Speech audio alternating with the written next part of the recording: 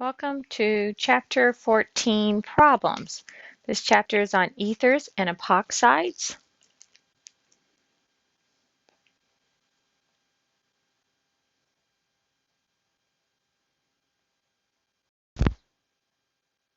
One of the important things you need to be able to do is to communicate. So language is important. So we will practice writing structural formulas for the following compounds, and then we will also have structural formulas where we write the names of the compound. And also doing this, we learn what the functional groups are. So in this particular problem, we're dealing with an ether. And ethers, a lot of times you name one side and then the other. So ethyl is a CH3, CH2. That's an ethyl group. And then you put the oxygen, that's your ether. And then the other side is isopropyl. So this is 3 carbons. And isopropyl, I always think looks like a Y. So that would be ethyl isopropyl ether. A lot of times what they do here too is they'll put these in alphabetical order. So, okay, di, so we're going to have both of them, N-butyl ether. So N means it's just a straight chain, and butyl means there's therefore is carbons. So there's N-butyl, and there's your oxygen, and then you have, since it's a di, you have another methyl group. So that's N-dibutyl ether. Okay, here, now this is an ethoxy octane. This is the IUPAC way of naming an ether, and you name your longest chain, octane. So I always count 8 carbons, 1, 2, 3, 4, 5, 6, 7, 8. I can put my hydrogens in last, and then off of the 2 carbon, we have 2 ethoxy. So we're naming this, there's your ethyl group, ethoxy, as a substituent. And then you can go in and this would be CH3, this would be CH, CH2, because every carbon gets 4 bonds. And it would be 2-ethoxyoctane. Vinyl ether. Vinyl ether is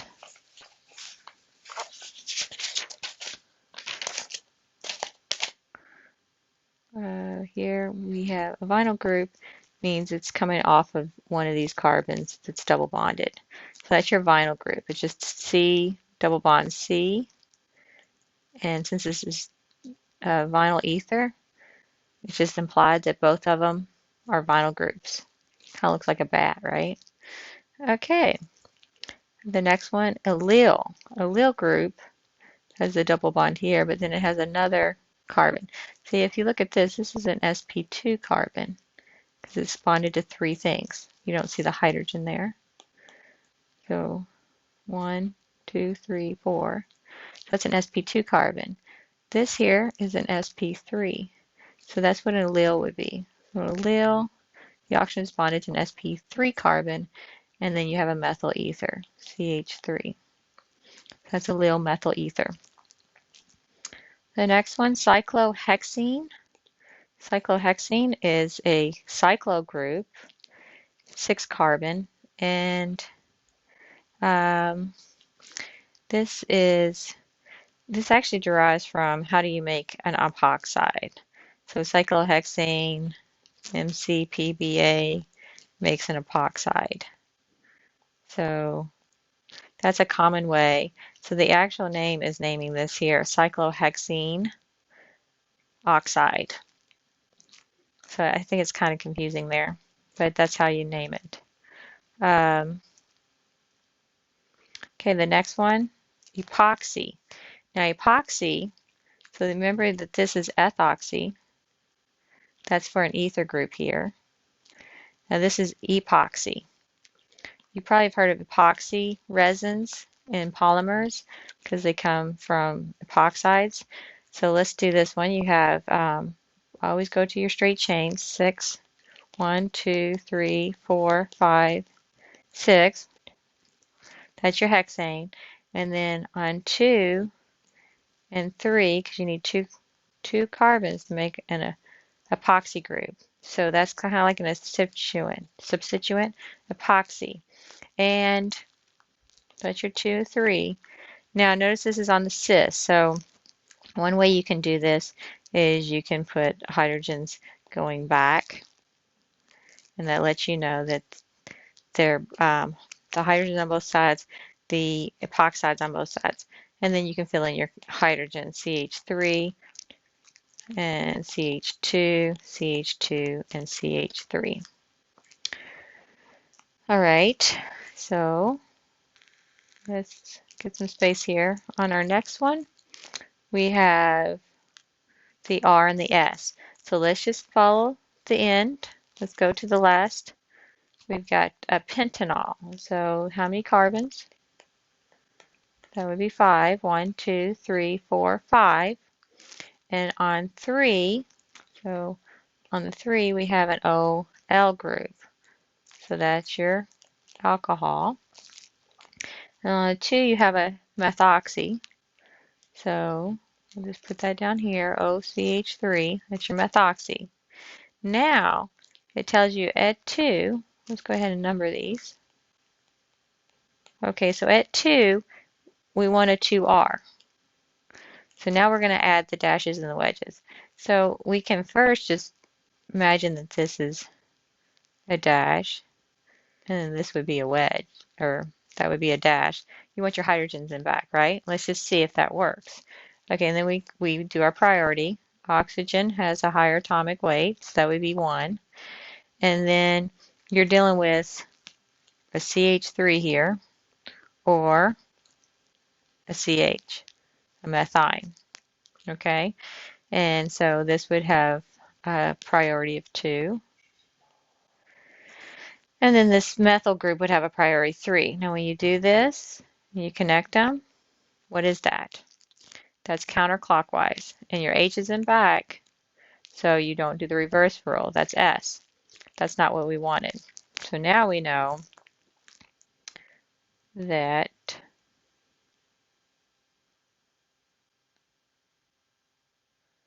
we want, see if I can get this in here. Now we know, let's get it back to black. Now we know that, let's see, let me put this back in here. So we have C, C, redraw this. 1, 2, 3, 4, 5. Okay, so now we know that we want the OCH3. We want it to come at you, or to go back. Okay, and then coming at you, you want the hydrogen.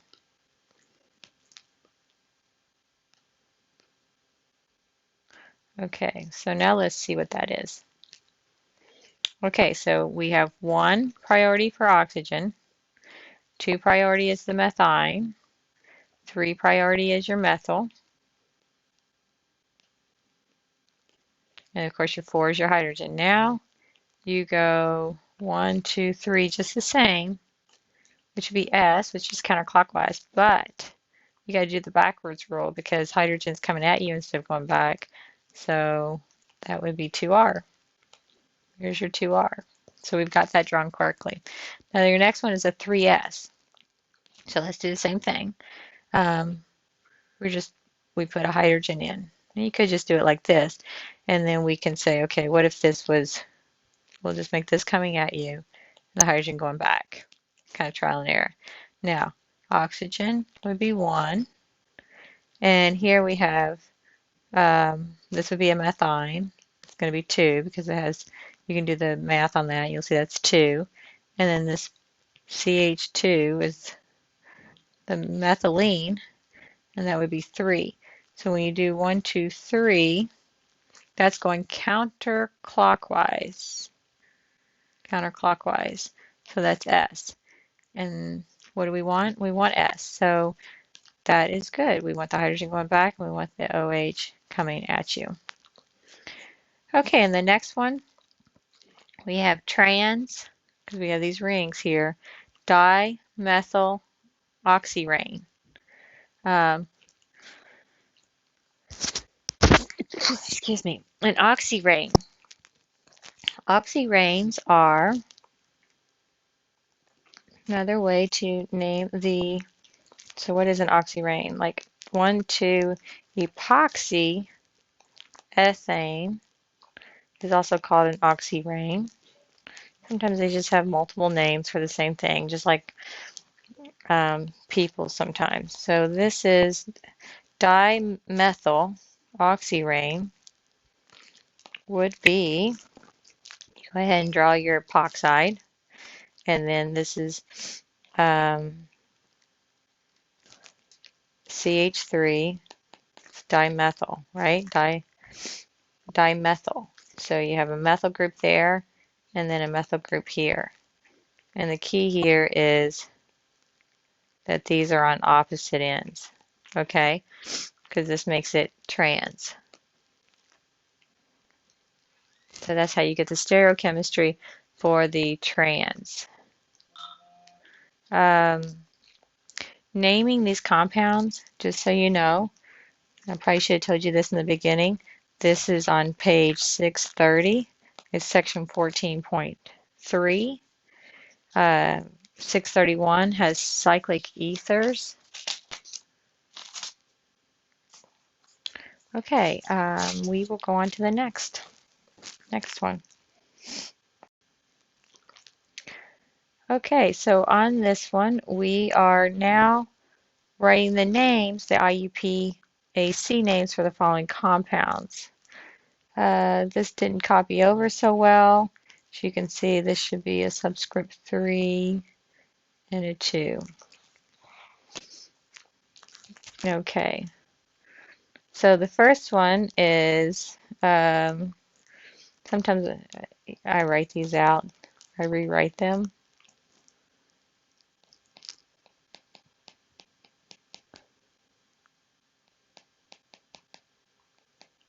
Okay, now when you do the IUPAC names, which I actually like better, you find the longest chain and then you make everything a substituent. So the longest chain here would be this right here, and then you have to get the lower numbers.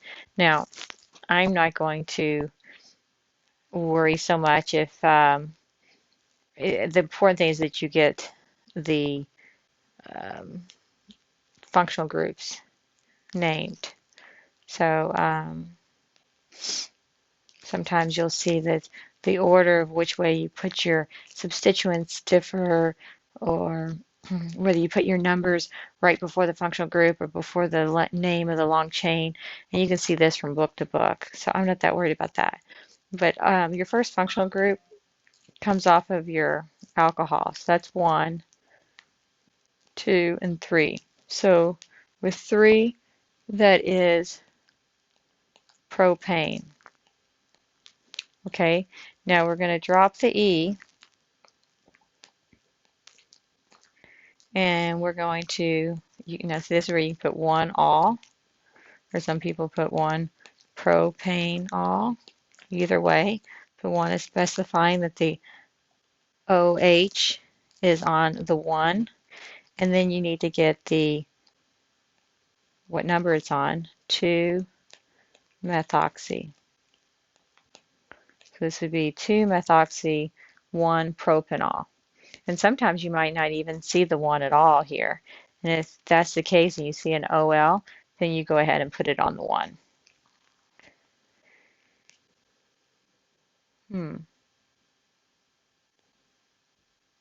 Okay, so B. Let's go with B. A phenyl group. Your phenyl group looks like this. And there's your oxygen, so that's going to be an ether. And then you got CH2, CH3.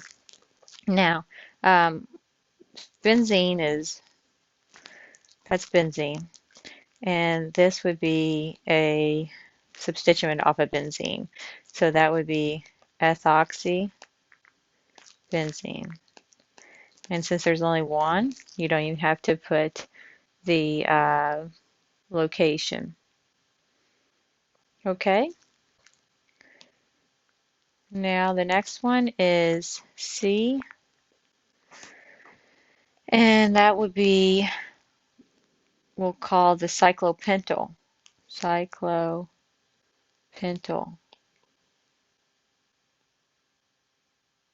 methoxy. Now that wouldn't actually be, that would be the common name. If you wanted the IUPAC name, you would just say methoxy cyclopentane.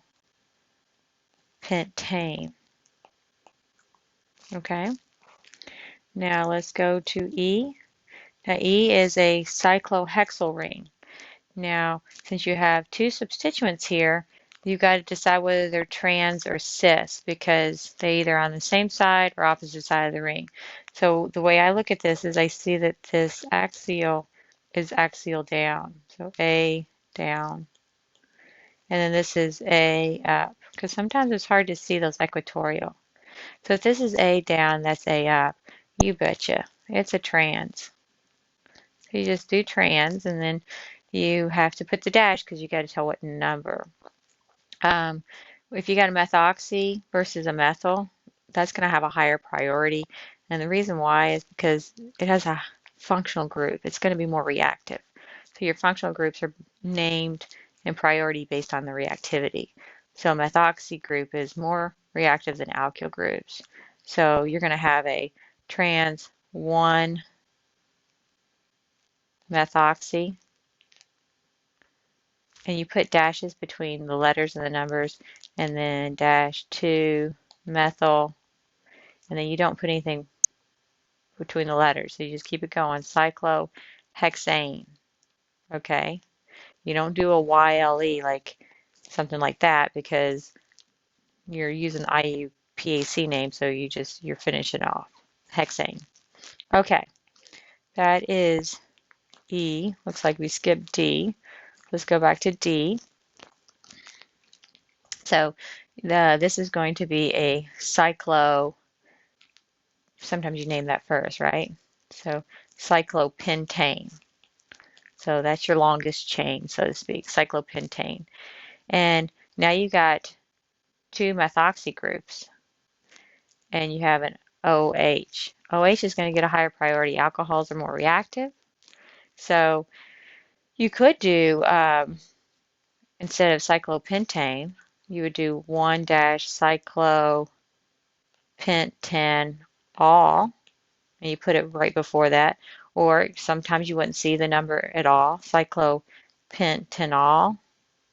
Or some people would do cyclopentan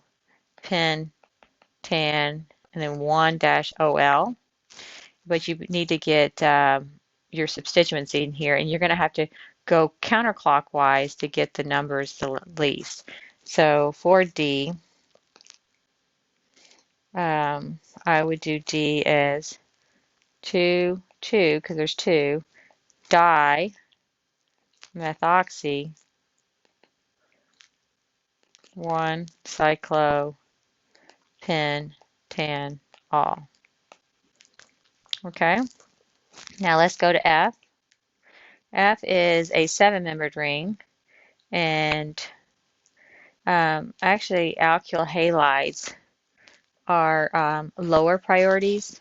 There is a section in your book about the orders of priorities, and I need to find out what page that is for you guys. But anyway, so you would want to do this 1, 2, 3, 4, 5, 6, 7. So we will name this I'm just checking this. This would be, they're both on the same side. So this epoxy group and so the epoxy is going up. You see, you can tell that because your hydrogen is going down and your chlorine group is going down.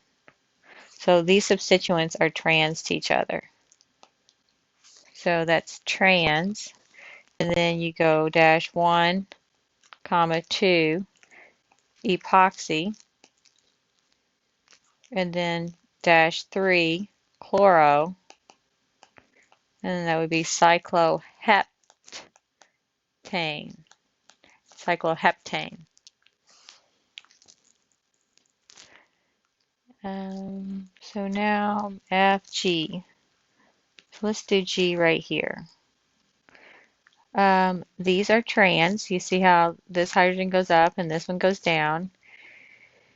And this would be a methoxy group. So that's a substituent methoxy group. So you would start with, this is your carbon number 1, 2, 3, 4. So you have trans 1-2 epoxy. That's your substituent. And then you have off the 1 methoxy butane. And that way you get a feel for right there. If you got that problem, you had to do a reaction on that, you need to be able to draw that structure back. That's why this is a good exercise. Okay, H. Let's do H here. That is a 4-membered ring. These are on page 632, and that's an oxytane. So it is, you start with where the oxygen is 1, 2, 3, 4.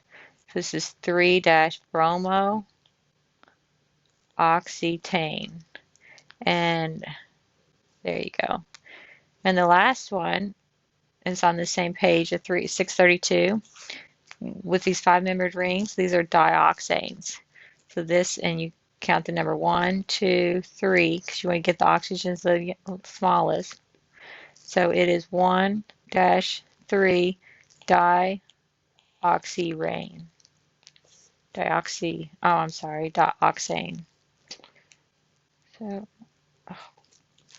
So this is 1-3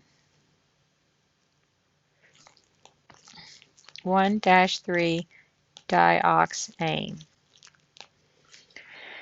Okay, going on to the next. Predict the products of the following reactions. And this is why you need to learn your language.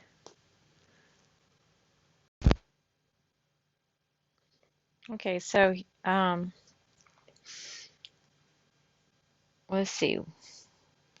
We are taking sec-butyl isopropyl ether. So the first one we're going to do sec-butyl, which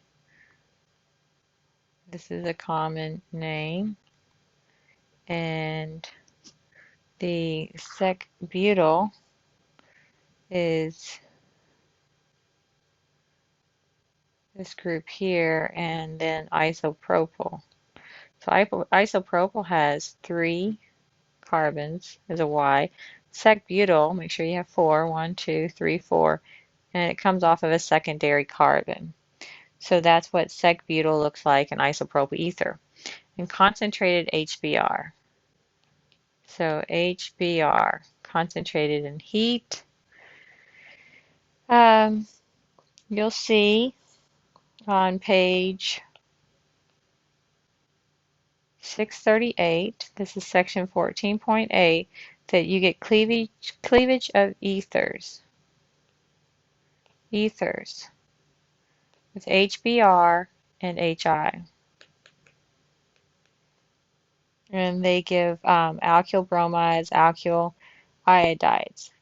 And the reason why is this is acidic, so the ether gets protonated. The first thing that happens is the ether will get protonated and make an oxonium ion. And then the bromine anion here is a great nucleophile. And then it will undergo a nucleophile attack here.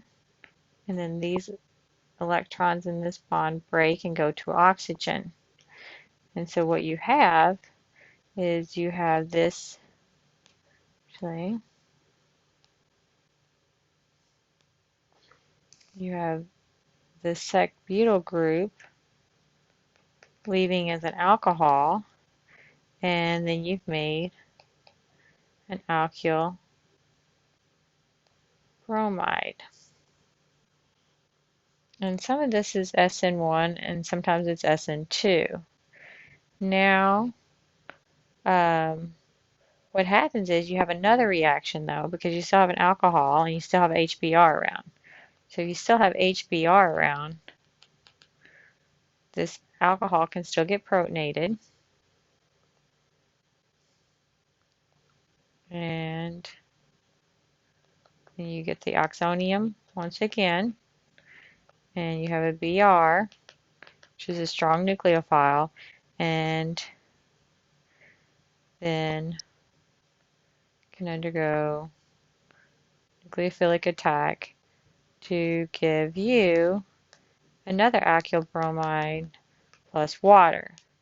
So your products are these alkyl bromides. The mechanism is on page 639, section 14.1.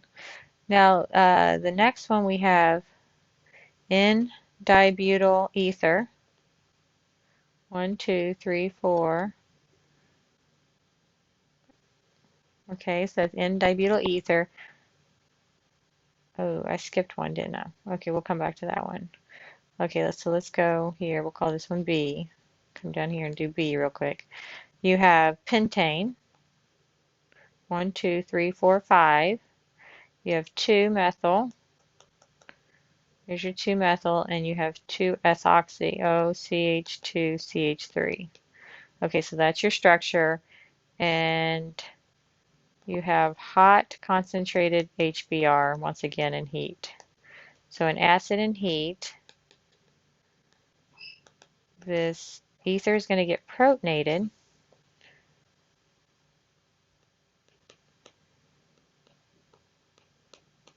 I never take shortcuts. That's the way I solve my math problems too. 1, 2, 3, 2, 3. I think I drew an extra CH2. 1, 2, 3, 4, 5. Okay, now this is going to leave. This is a tertiary carbon here. So this is going to be an SN1. So basically you're going to get ethanol and you get a carbocation here. So these either are reacting by SN1 or SN2 for the substitution with acid bromide.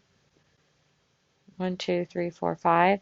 And then you have the bromine here, great nucleophile, and it will come in and make a alkyl halide. And those are your products here. Okay. Make sure that I got every one of them. Oh, your ethanol could undergo another reaction, actually. And actually, probably what would have happened first was the bromide would have tacked here. And so if that would have happened, this would have left. So, but either way, you'll see that each one of these, because you got HBr, whether you do one first or the other, it's not that important. But what is important is that you see that you're going to get all alkyl halides as your products. So that's the second product. So you wouldn't actually get the alcohol in the presence of HBr. You would get the alkyl halide. Okay, in the next reaction, we're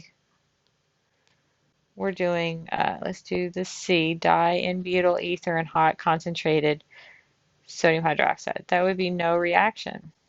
Okay, this is important. Ethers do not react in the basic conditions. Most ethers are your solvents because they're not reactive. So, but you need to know that in HBr, HI, and heat, they do break down to give you alkyl halides. With sodium metal, you're going to get no reaction. Ethoxybenzene and concentrated HI and heat. Okay, so we're going to get a reaction here. So let's draw this. Ethoxybenzene. So we draw our benzene, and then we write ethoxy. And now we have concentrated HI. Now, this is kind of interesting because this is actually a protecting group for phenols. And I've done a lot of this in industry. And then you use like HBr or H iodide, and you can deprotect. That means you can free up the phenol. So what happens here, you get your oxonium ion, and then your iodide will only attack one side. You got to understand that this is an sp2 carbon. This is an sp3. When you were doing SN1 and SN2s, alkyl halides have sp3 carbons. Okay, so when this attacks, this bond breaks, and the oxonium takes those electrons. So in this case, you will get an alcohol, you will get the phenol, and you'll get an alkyl halide. That is your product, and you do stop at the alcohol. And that way, it's a protecting group. Because a lot of times these phenols are acidic. That's an acidic hydrogen, and it will react in like Grignard reactions. So when you're doing synthetic chemistry, the way you can shut that reactivity down is you can put an alkyl group. And at the end of the synthesis, you can just react it with a little HI and heat, and then you can free it up again. So it is a reaction that you see a lot. Okay, so that was E. The next one, 1,2-epoxyhexane, an acid and methanol.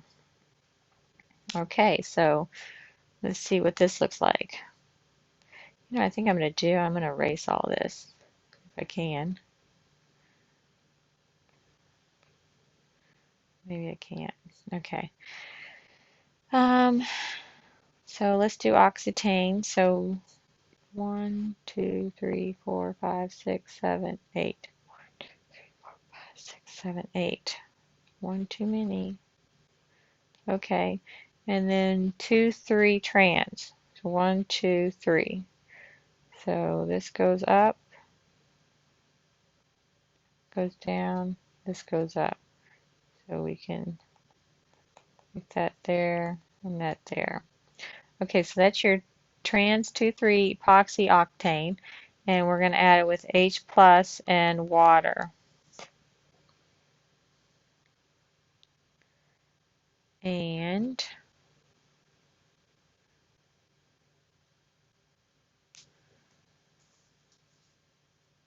let's see.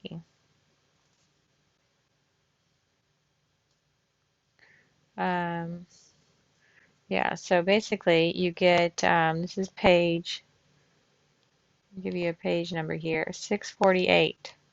It says acid catalyzed ring opening of epoxides. Now epoxides are different, so we've been working with ethers. Ethers only react with like HBr and HI, heat, acid conditions. Ethers are not reactive. They can withstand, we've seen sodium metal, we've seen hot concentrated sodium hydroxide where there's no reaction. Now, you're getting into, this is an epoxy. So this is a strained. So this chapter is epoxides and ethers. Epoxides are their own functional group because of this ring strain. They are more reactive. So normally an ether is not going to react with acid and water, but this is not your normal ether. This is a strained ring epoxy. So what is going to happen is this epoxide will get protonated, and that always makes it more reactive.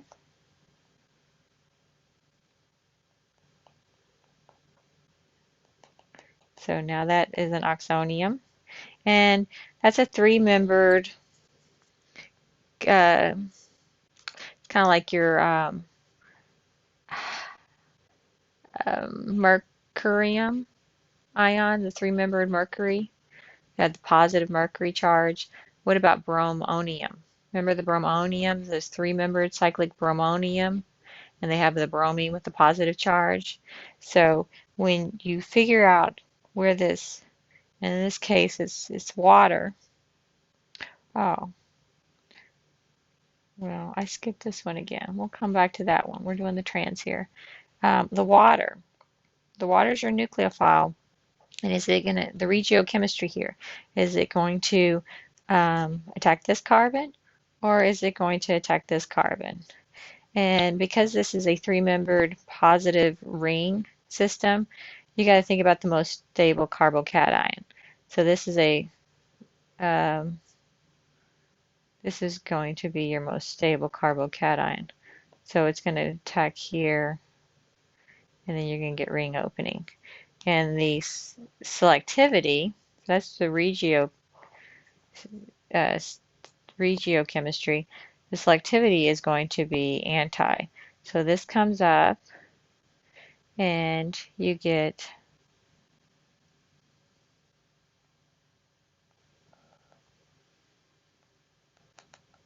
and the best way to do that is just doing dashes and wedges. 1, 2, 3, 4, 5, 6, 7, 8. So when it opens up, the water comes in from the back side and opens this ring. So if it's coming underneath, that's going to make this OH here from the nucleophile come on the opposite side. So you're going to get the trans is going to give you that opposite stereochemistry. Okay, now we need to do the one we skipped. So 1, 2, epoxy. See if I can do it over here. Epoxy hexane. So 1, 2, 3, 1, 2, 3, 4, 5, 6, and 1, 2. So we don't have to worry about trans here because this carbon here has 2 hydrogens. And now we're going to react it with H plus and methanol. And methanol is going to be your nucleophile. So once again, you have an epoxide. Epoxides are not your typical ethers because of the strained ring. So they're going to be more reactive, and this gets protonated to make the three-membered protonated ring. So then the regiochemistry here, that this nucleophile will attack the most substituted carbon, and then this is going to open up. We don't have to worry about drawing dashes and wedges because of that last carbon there is a methylene. 1, 2, 3, 4, 5, 6. However you want to draw that product. But it makes a diol. So makes a diol. All right, the next one, you've got propylene oxide and methylamine. Okay, so propylene, that's three-membered. Propylene oxide, so 1, 2, 3, plus methylamine. This is how you make ethanolamine. So basically what happens is the amine will attack the epoxide. Now this is a basic attack, okay? It means there's no positive charge on, there's no oxonium. So what this means is it's going to attack the least hindered. You got to think of kind of like the S and 2. I want to say like SN2. It always goes the least hindered. We've been seeing these under acid conditions, and when that gets protonated, it goes to the more substituted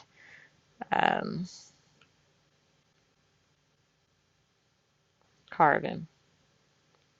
So what happens is this is CH3, it attacks this carbon here, opens up the ring, and you get, this is called an ethanolamine.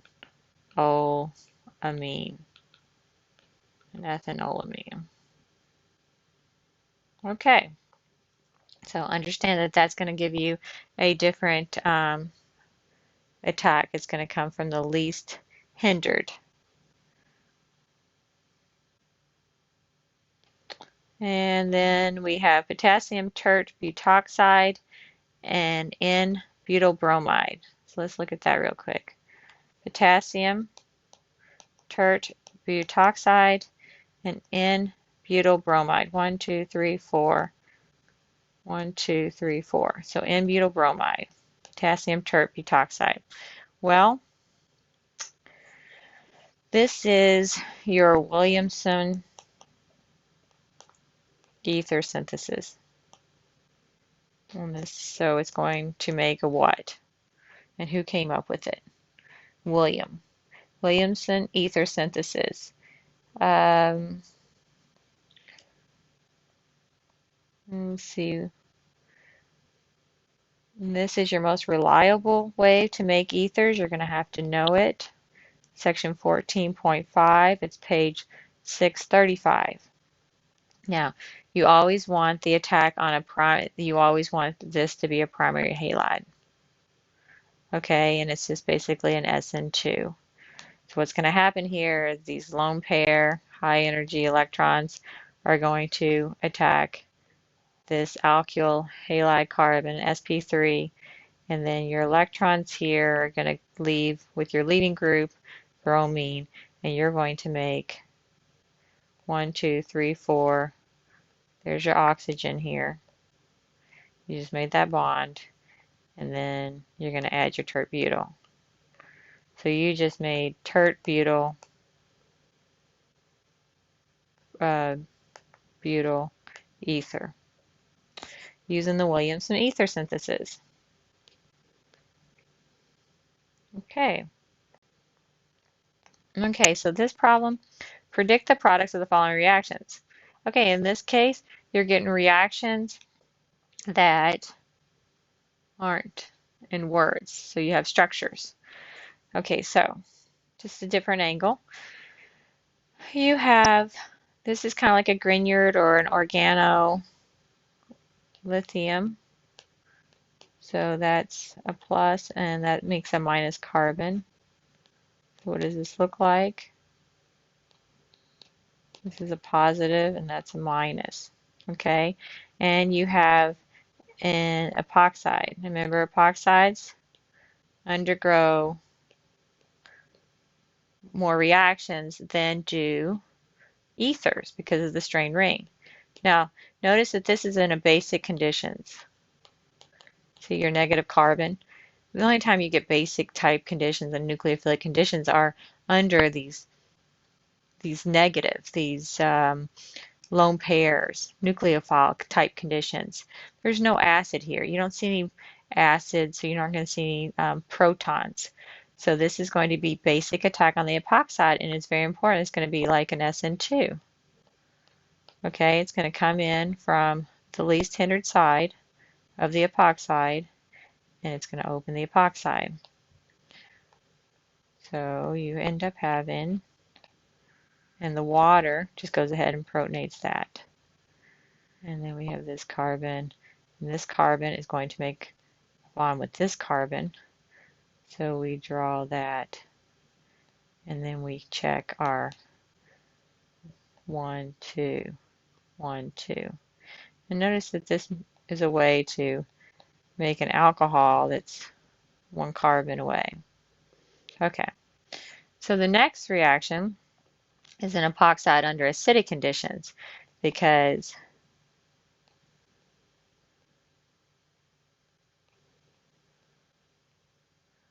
you got HBr. So what's going to happen is the first thing you're going to get is protonation. And this protonation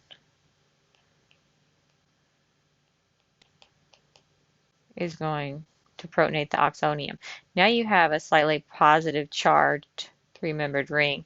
So this is going to be what I call like an SN1 attack with your bromide nucleophile, and it's going to attack the most hindered or the most stable carbocation-like form compound intermediate. So then when you draw this, you get bromine off of this carbon here, and then this carbon, this bond gets broken to get opening up.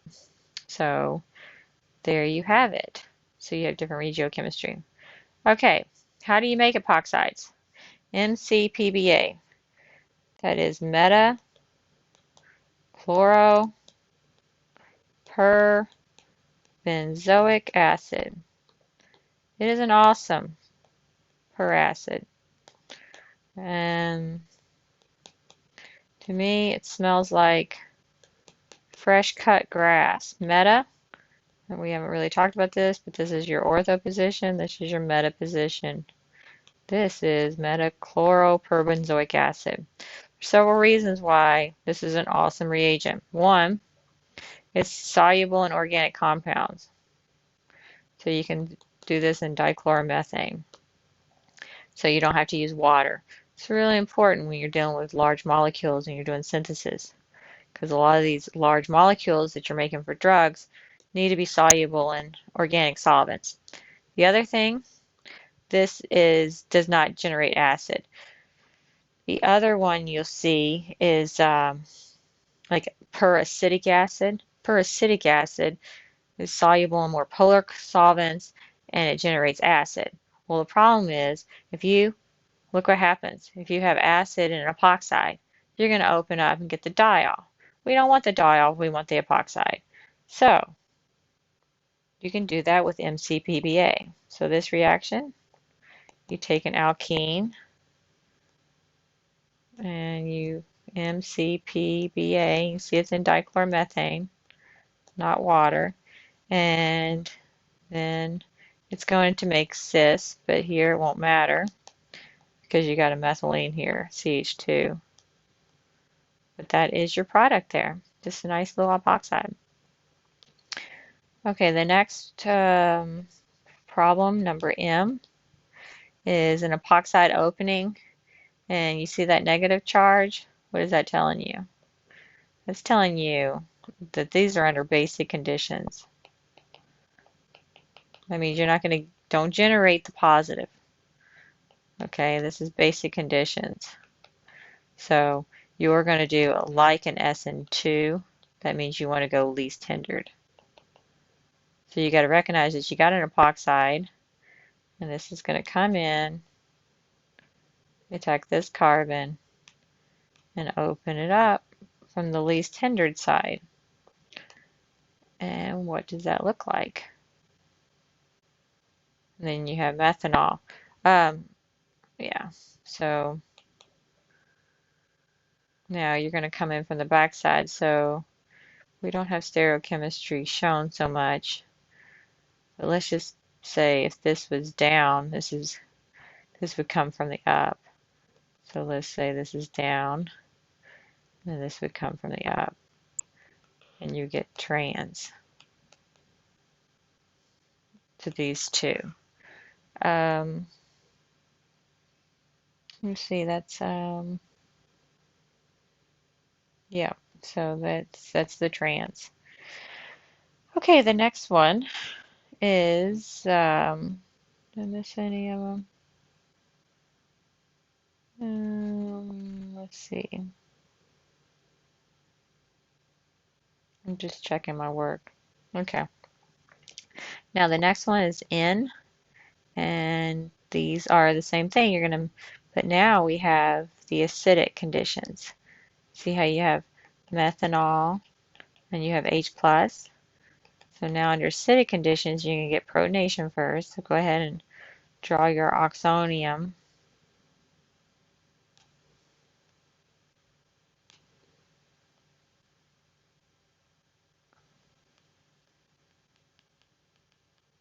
And now your methanol is going to come in, and this is going to be, you think about like an SN1, it's going to come to the most hindered, the most delta positive. So these lone pairs are going to attack here and open it up. And so let's see how that stereochemistry would be.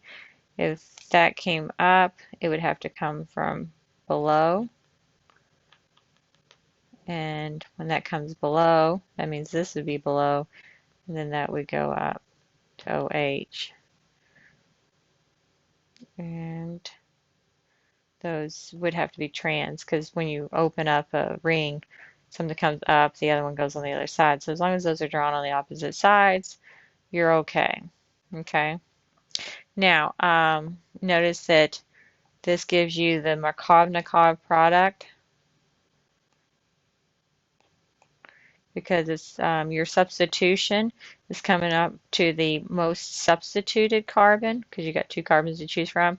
And then under basic conditions, the OCH3 is attacking at the least substituted carbon, and that would be the anti-Markovnikov product.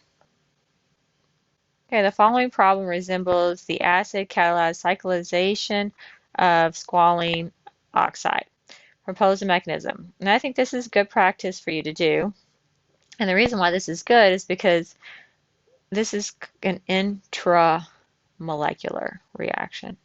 She usually throws people. They're not seeing it coming. They want to take one thing and react with another. This is typically what you get when you get these rings. If you're going to do a ring forming reaction, you're going to need it to react with itself. So you have the nucleophile, and the electrophile within the same molecule. So here you see this epoxide is going to get it protonated.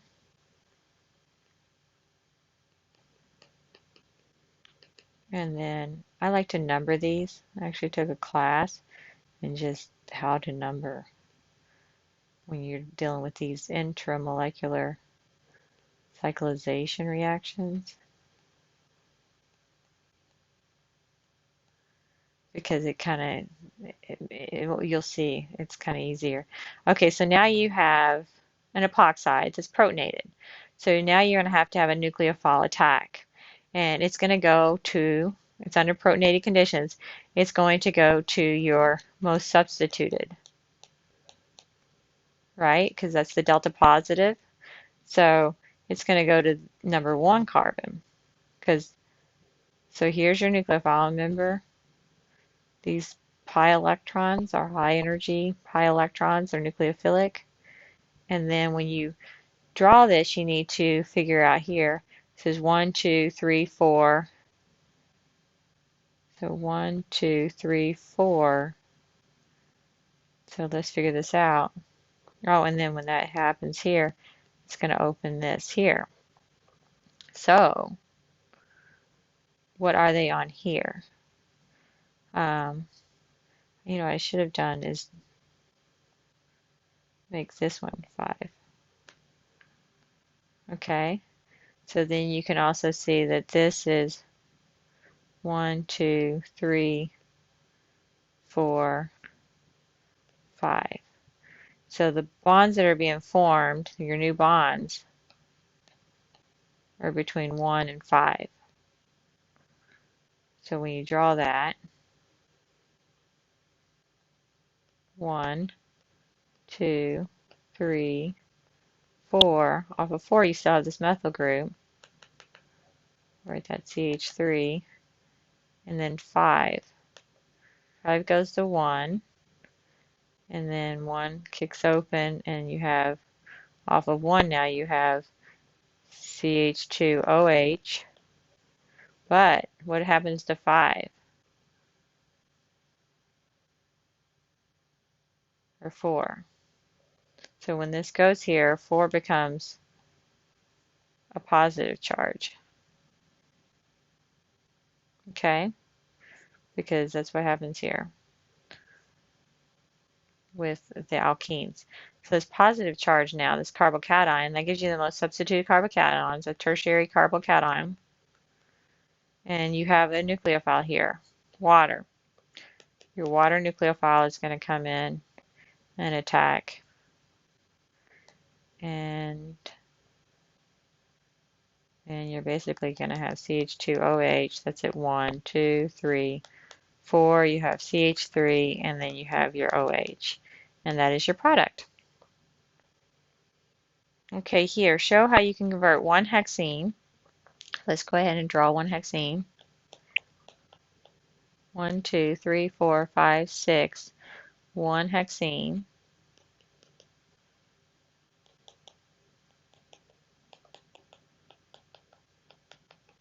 To each of the following compounds. You may use additional reagents and solvents you need.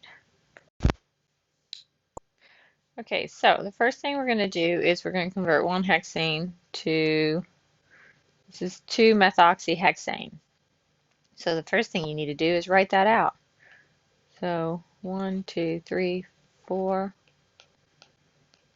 5, 6. And at the 2 we have methoxy. Okay, so how do we go from 1-hexene to 2-methoxy? Well, what do we have here? We have an alkene. And we want to make an ether. So we're going from an alkene to an ether. And the best way to do this would be, actually, if you remember from chapter 8, mercury acetate and methanol. And then the second step is you have to reduce off the mercury with sodium borohydride. So what this is doing is 1, 2, 3, 4, 5, 6. All right. What this is doing, the first thing is the mercury, think of mercury as like a big fat proton. And you're going to make mercury acetate, mercurium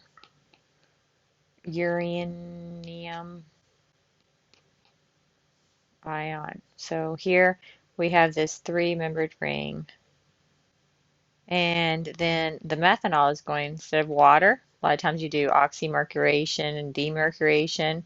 This is called, it's nice to have a name for it, alkoxymercuration. And then we're going to do a demercuration.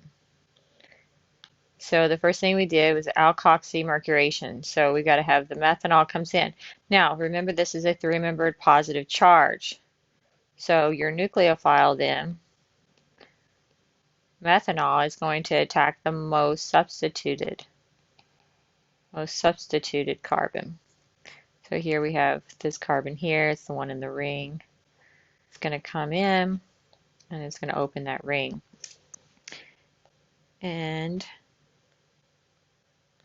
then you get the mercury acetate on this carbon on number 2. And then on the opposite, make that there. On the opposite, you have OCH3. And then let's get our 6 carbons. 1, 2, 3, 6. Now we're not done. That's the alkoxymercuration. Now the sodium borohydride basically delivers a hydride, and it will replace the mercury. And so then you just take the mercury and you replace it with a hydrogen. And wait a minute. Looks like I got the wrong regiochemistry here. So what did I do? This is a Markovnikov product. Oh, do y'all know what I did? I drew this wrong. Sorry about that. So, let's see if I can erase this. Oh, I can. Let's do this again. I should have drawn this. I drew my merconium wrong. mercury acetate is on the 1, 2. See, 1, 2. So 1, 2, 3, 4, 5, 6. And so then, still the same, everything applies. It's going to come to the most hindered, which is this carbon here. And that would make that like that. So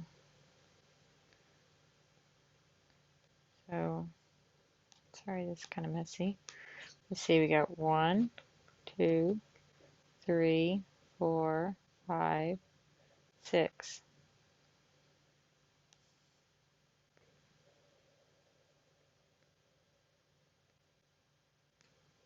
And you just replace that mercury with a hydrogen once again, and you get there. Okay, so same thing. You got to check these things. You got to double check, make sure you don't draw them wrong. Okay, so the next one, so this is your Markovnikov product.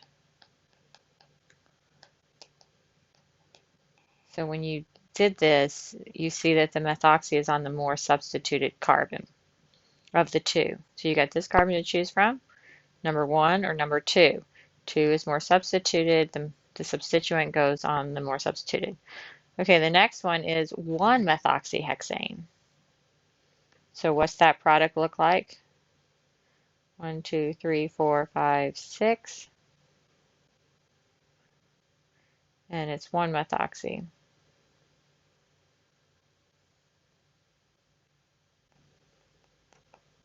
1, 2, 3, 4, 5, 6. So it's going to go on the 1 carbon. 1, 2, 3, 4, 5, 6 from the alkene. So 3, 4, 5, 6. So how do you go there? Well, you want the anti-Markovnikov. And you can do this with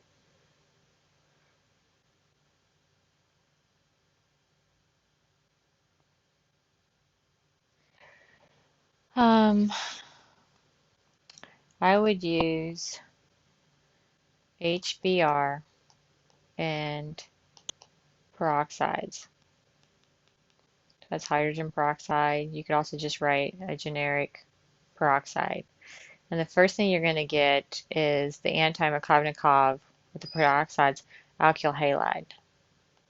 So that's going to go to carbon number 1.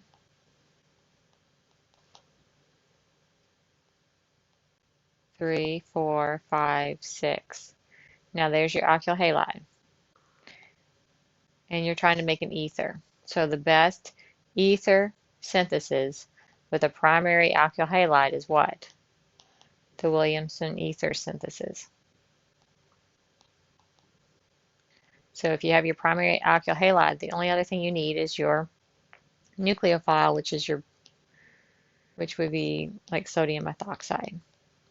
So sodium methoxide and your alkyl halide is going to do an SN2 and give you your anti-Markovnikov product, ether.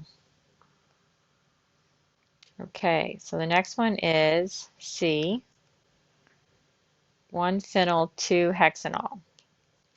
So we're going from this 1, 2, 3, 4, 5, 6, and we're going to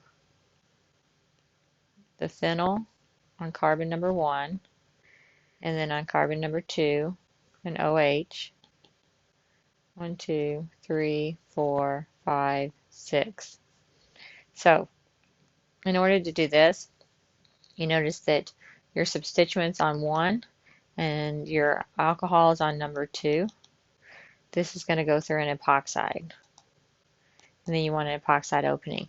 So the first thing you're going to do, and the best way to do this is MCPBA. It's your best way to make an epoxide. And then you're going to have a nucleophile. And I would just use your phenyl lithium nucleophile. And so when you look at this, you'll see that you make your epoxide. 1, 2, 3, 4, 5, 6. and then the phenyllithium gives you a negative carbon, and it's going to go to your more at least substituted, because it's basic epoxide opening. And of course you're going to have water. You can add water at the end, and that's going to give you your desired product. 1, 2, 3, 4, 5, 6. All right, let's see. Now,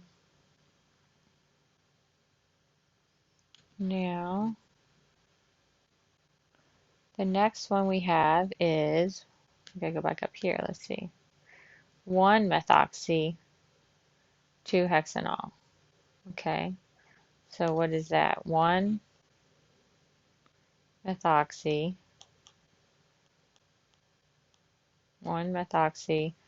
2-hexanol. And you're making that from the hexene again. 1, 2, 3, 4, 5, 6. So once again, you see how it's the substituents at 1 carbon, and then at 2 you have the OH. So you want MCPBA. MCPBA makes your epoxide. So let's go ahead and make that epoxide. And then you're going to want the methoxy to come in at the carbon number 1. So you're just going to take you're going to make it basic. So methoxide. We'll open that up and give you your desired product, and then you would just add some water after you do the reaction.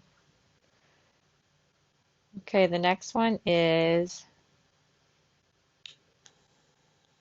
2-methoxyhexanol. 2-methoxy 1-hexanol. So this one, on the 2 carbon you have your methoxy, on the 1 you have the OH. Now, this still comes from your hexene, 1, 2, 3, 4, 5, 6. Now, to get this compound, your substituent is coming to the more substituted. So, you can still make your MCPBA because you have the 1, 2 substituents. You have an OH. So you need to recognize that this goes through an epoxide.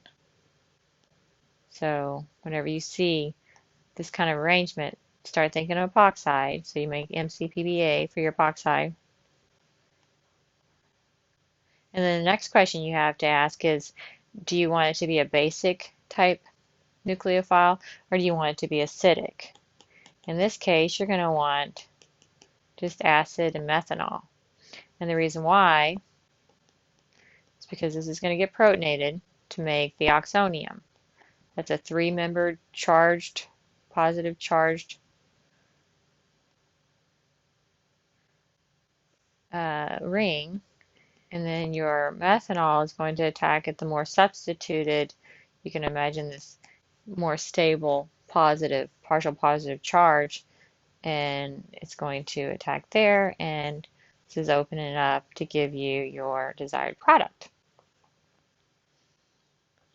And that does take care of all those problems. Okay, this problem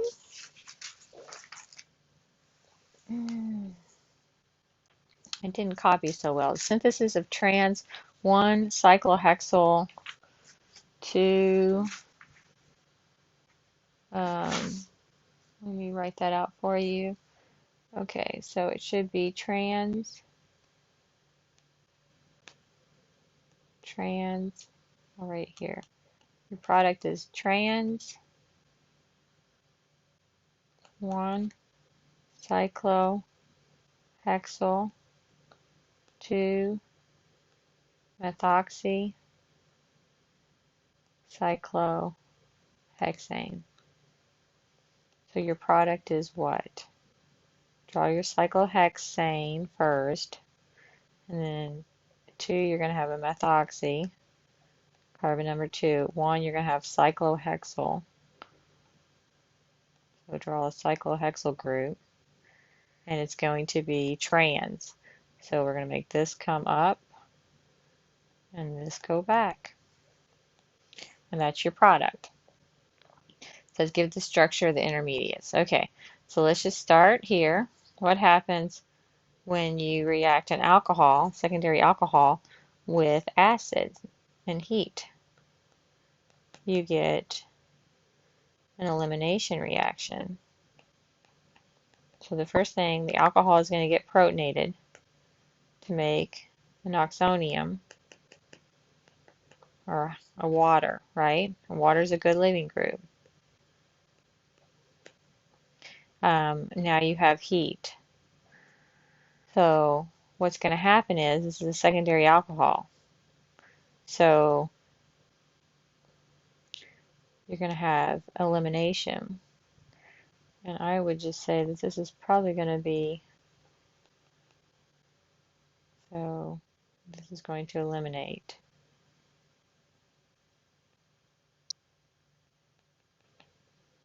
Just going to eliminate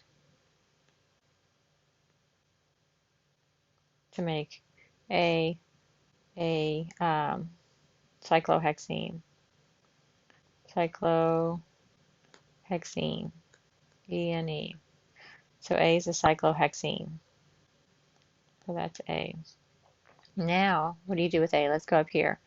Mercury acetate and methanol.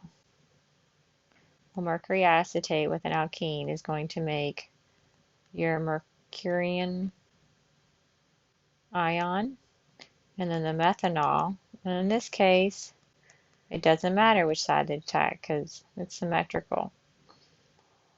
But it's going to now make, that's alkoxy mercuriation.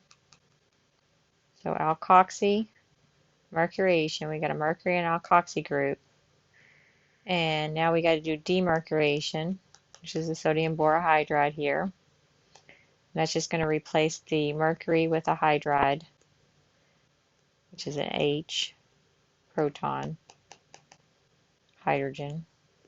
And that is compound B. So it's just basically methoxy cyclohexane. I like to give them names. That's how you learn. Methoxy cyclohexane.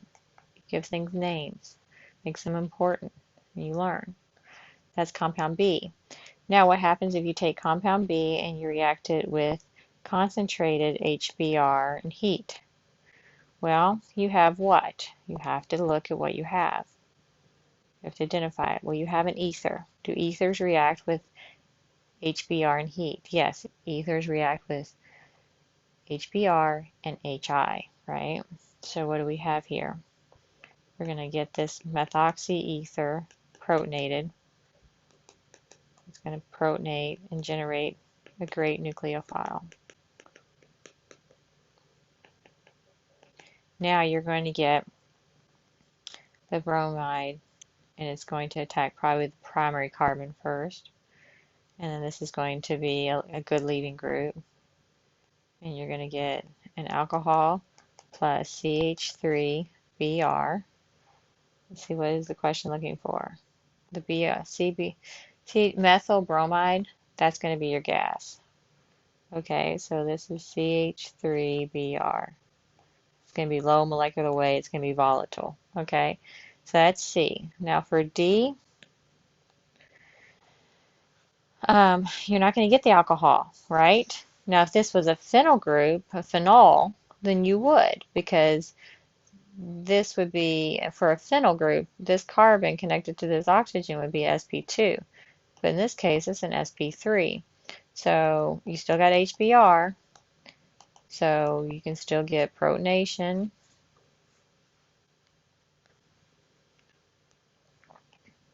To make water. Water is going to be a good leaving group. And then you got your bromide. It's going to go and attack the secondary carbon. Water is going to leave. And you're going to get an alkyl bromide. So that is D. So you got cyclo, we're going to name it cyclohex, well, just bromo cyclohexane, bromocyclohexane for D. Now you react it with magnesium and ether. Well, if you react that with magnesium and ether, you're going to make a Grignard. So it's just going to insert magnesium bromide. So you just made a Grignard. That's E. So I will just go ahead and write that in there. MgBr. This is a reagent. And what is F? You know what? You're missing a reagent here. So let me tell you what MCPBA. MCPBA, dichloromethane. That is the reagents going from A to F. And then what was A? A was cyclohexene. So what would F be? An epoxide, that's right. So you would make an epoxide. So that's what F is. Unless, what do we call that? That would be, you could talk 1-2 epoxy cyclohexane. And the common name was what? Cyclohexene oxide. I kind of like doing them this way. The 1,2 epoxy cyclohexane. Now, what happens if you react F, an epoxide, with a Grignard? So let's do that reaction down here. You have epoxide reacting with the Grignard. Now when you have the Grignard, I just go ahead and I make the magnesium positive because it's electropositive, and I make this carbon negative. And we basically are going to, epoxides, at this point you should know, open. They're not your typical ether, they're strained. So they're going to open. They're going to be reactive. And you're going to make, and there's water. So the water is going to protonate the open alcohol, and you're going to make a new carbon-carbon bond here. And then this becomes like magnesium bromide hydroxides. And they actually are white and precipitate out. Kind of makes it dirty for cleaning. Okay, so let's, that would be 1, 2, 3, 4, 5. So 2 cyclohexyl dash 1 cyclohexanol. And that is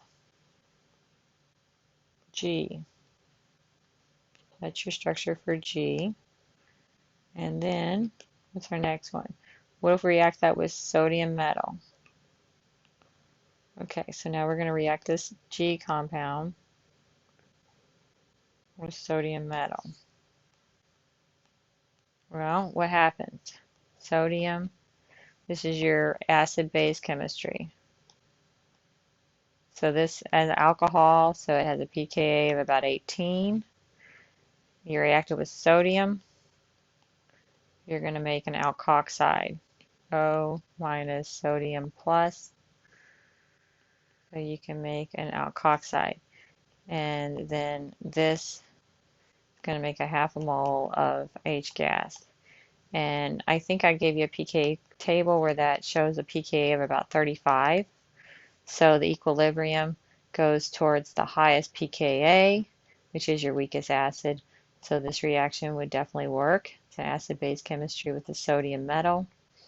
And that compound would be H. So that is the H compound. It is a sodium alkoxide. And then react it with C. Well, what was C? C is your methyl bromide gas to give us our product. Okay, so let's react this with C. CH3Br. Well, what happens here? Your alkoxide is, look at that. You have a primary alkyl halide and you have an alkoxide. What's going to happen? What do you call this? This is your Williamson ether synthesis. So let's look at what that looks like. That's your product right there.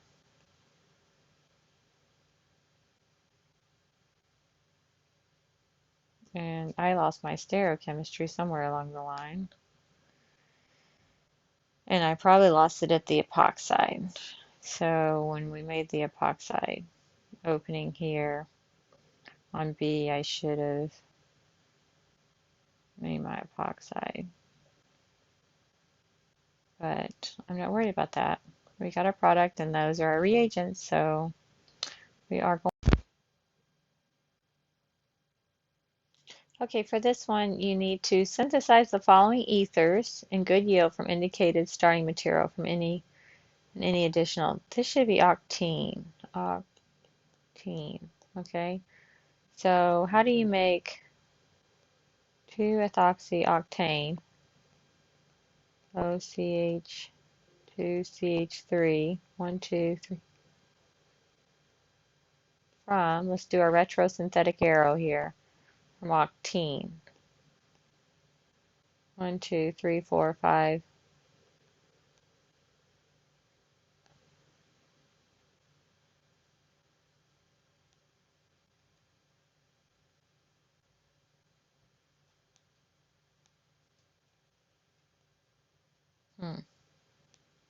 1 2 3 4 5 6 7 8.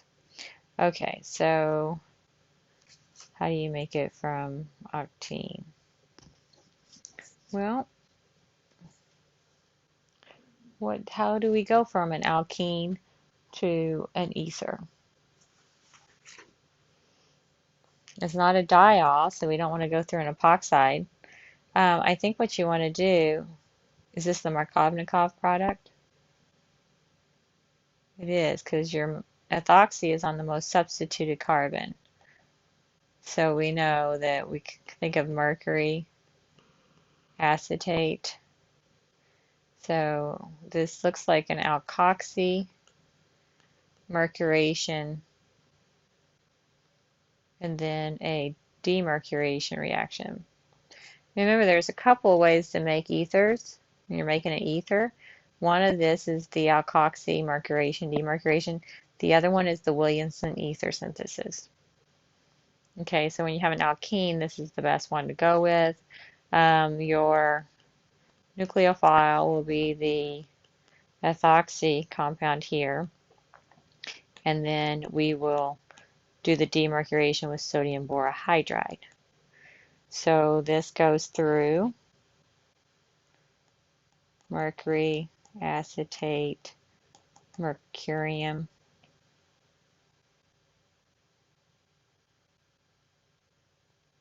and then we have the methanol and the ethanol. The ethanol is going to attack at the more substituted carbon because it's a positively charged three-membered ring, and then you want, that gives you this mercury methoxy,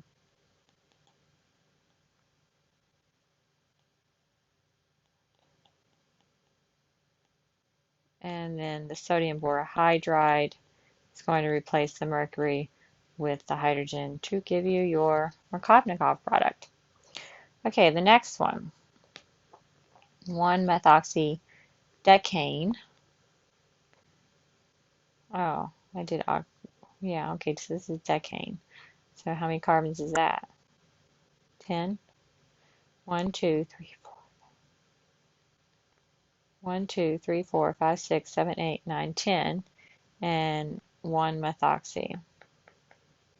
And it's from, let's do our retrosynthetic arrow, an alkene. And once again, I went 1 too many. And This is your alkene. Now this gives you the anti-Markovnikov. So what you're going to have to do with this one is you're going to have to generate an alkyl halide using peroxides. So you're going to have to do HBr and your peroxides with the alkene.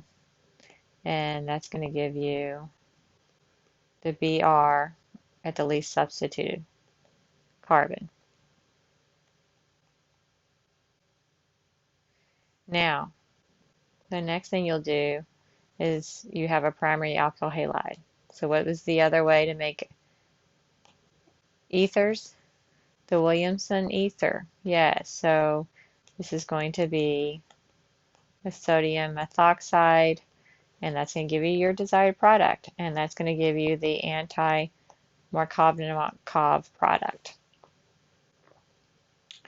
Okay, the next one. Oh, look, that we have the C there. Okay, one ethoxy. Okay, cyclohexane. There's our cyclohexane, and on one we have the ethoxy,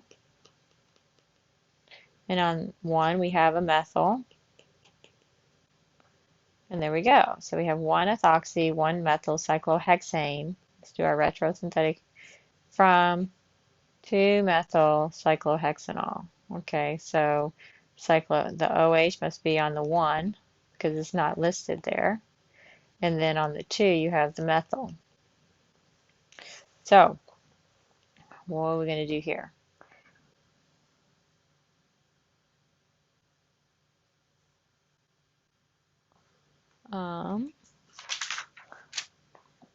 I am thinking that we want to do an elimination to get an alkene because we know we can make ethers from the alkene. So if you use sulfuric acid,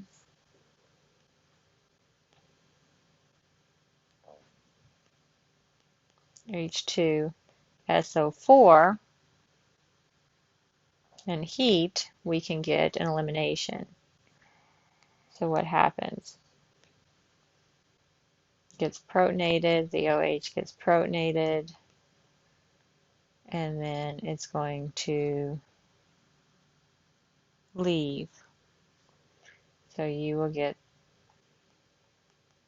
this compound here, acid and heat.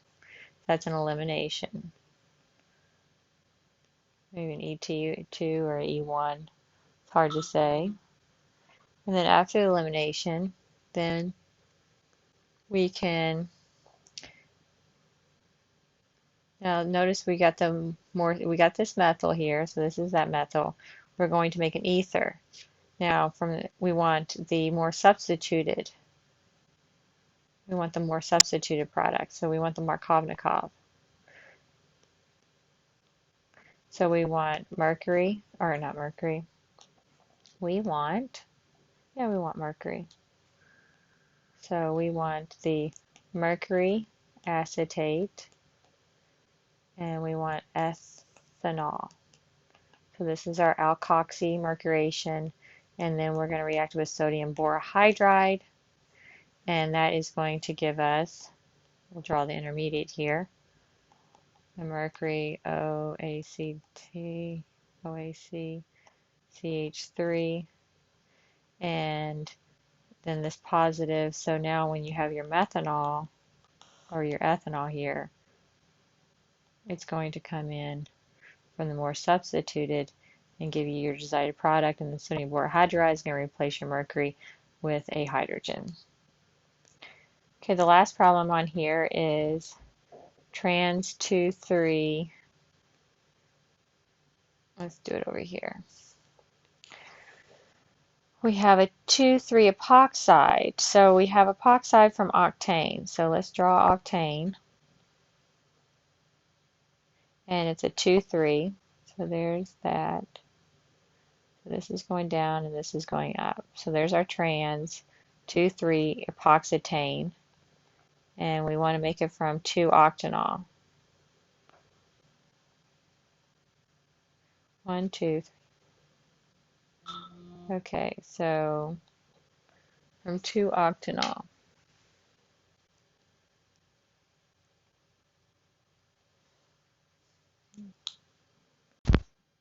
Okay, so for this one, the best way to make the alkene or the epoxide is MCPBA from an alkene. So we want somehow to get an alkene here, and then through MCPBA we can make the epoxide. So how do we make the alkene? We just use sulfuric acid and heat. So sulfuric acid and heat should make the alkene, and then MCPBA will make your epoxide.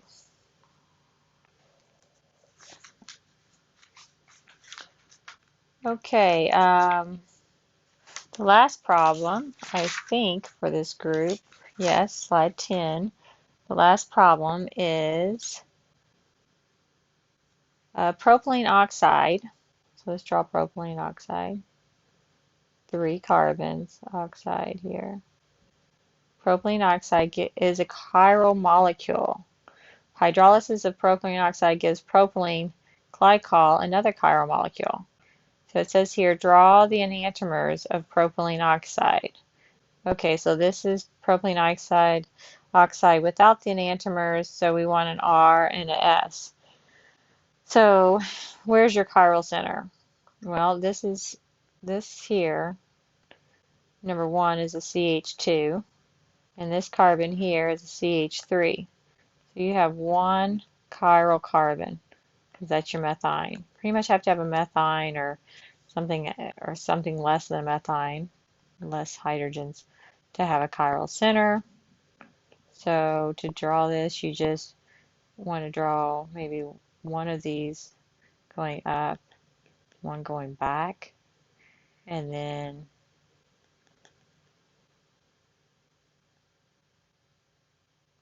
we'll need to name it.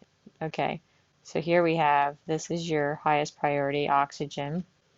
This is CH2 and CH3, so CH2, that's a carbon connected to another carbon, that's going to have a higher atomic number priority, and then a methyl group. And so then if you do this, that is clockwise, which is R, the hydrogen's in back, so that stays R. So that is 2R, all right, because that's number 1, 2 carbon. Here we do the same thing. We have that oxygen is 1, methylene is 2, the methyl is 3. When I do this, though, it's an R, but the hydrogen is coming at you, so we got to apply the backwards rule. So it's going to be S. So this one's 2S. And when I name things, it's a way for me to check. So they have different names, they are different. So we drew both enantiomers. Propose a mechanism for the acid catalyzed hydrolysis of pure R.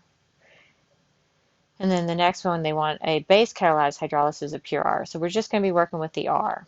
So let's just redraw the R.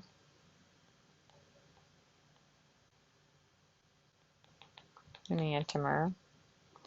And we're doing an acid catalyzed hydrolysis. So we're just going to add acid and water. And the first thing you're going to do is get protonation. So protonation looks like this. And then water is going to be your nucleophile, and it's going to come in at the more substituted. Okay, so that's this carbon here. And so it's going to come in and attack and open this. So what does that look like? If this is coming at you, it's going to come from the other side. So the water is going to come here. You can go ahead and write it like that. And this is going to open. And it doesn't matter because whether this is up or back, because it's a CH2 methylene. Okay, that carbon right there. All right, so And then, of course, the water is going to come and deprotonate that to generate a diol. Now, let's name this 1, 2, 3.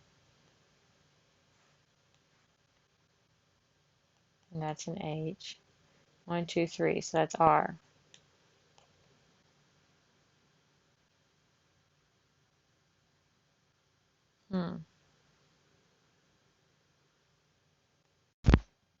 But then you apply the backwards rule because your hydrogen's coming at you, which would be S. And so we started with R and we got S. Now let's do the next problem. And the next problem, we start with the R propylene oxide, and now we're going to do a mechanism for the base catalyzed. So base catalyzed hydrolysis. So this would be like sodium just sodium hydroxide. And something like this is going to come from the least hindered side. And when that happens, you're not attacking the stereochemistry here, so it's going to stay the same. And then this is OH here, and then of course you're going to pick up water. And I do this step because it asks for the mechanism.